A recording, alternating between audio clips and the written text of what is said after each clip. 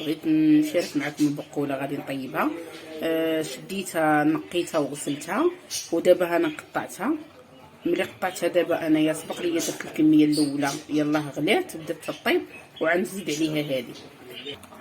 دابا ملي درت الكميه الاولى ها هي غلات، غنزيد عليها هذه اللي عندي في البانيو صافي، وتنديروا معها شويه الملحه والريوصه ديال الثومه، شي 5 هكاك ديال الدراهم ديال الثومه صافي، تنديروها طيب.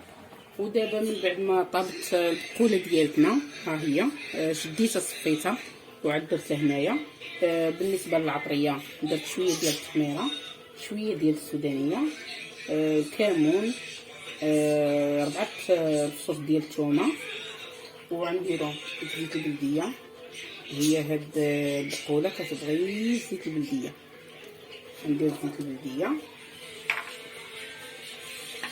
والملحه. مع انا سلقتها بالملحه، ما غاديش ندير الملحه تندوقها باش لا كانت هي هذيك صافي ما نزيدش الملحه. وغادي ناخذ القياس ديالي ديال البقوله،